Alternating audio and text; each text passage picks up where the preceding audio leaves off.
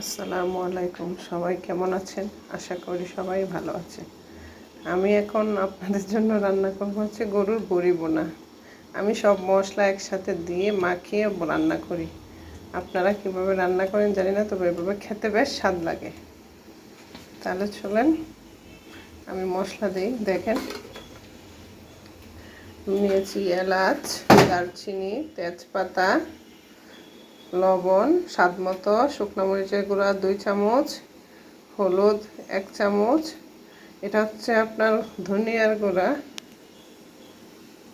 আর হচ্ছে 5 ফোড়ন গুঁড়া করে নিয়েছি তেলে। এখন আমি সব দিয়ে দিব এখানে।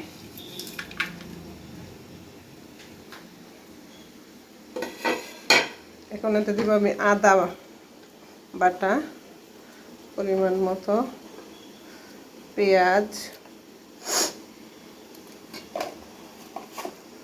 রসুন,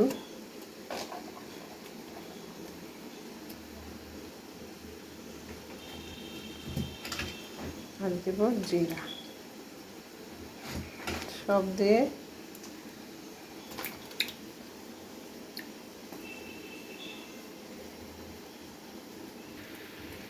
এখন আমি এতে দিব তেল। তেলটা পরিমাণ মতো দিবেন। আমি এখন এটাকে খুব ভালোভাবে মেখে নেব।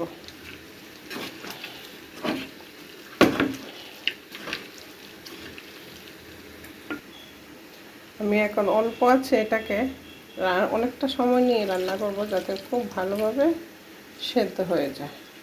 সাথে একটু অল্প পানি দিয়ে দিলাম।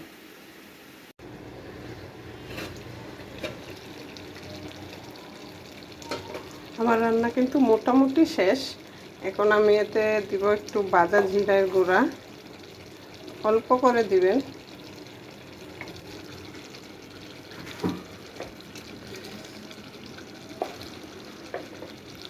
দিব একটু ভাজা এলাচি এবং দারচিনির গুঁড়ো। এখন এটা ভালোভাবে মিশিয়ে নিব। এটা ইচ্ছে করলে আপনারা এভাবেও খেতে পারবেন, আবার আমাদের এলাকায় আমরা এটাকে আবার নতুন করে পেঁয়াজ রসুন দিয়ে ভালোভাবে ভেজে তারপর খাই। আবার অনেকে এরকম বোনাও খায়। আমাদের কাছে ওই ভাজাটাই বেশি পছন্দ। আর কিছুক্ষণ আমি রেখে দিব। খুব সুন্দর একটা কালার চলে এসেছে। এই যে দেখেন, একটু কাছে থেকে দেখাই, খুব সুন্দর একটা কালার অলরেডি চলে এসেছে। দেখেন,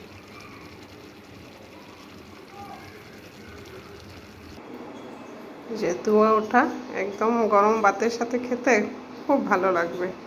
ওকে, আল্লাহ হাফেজ।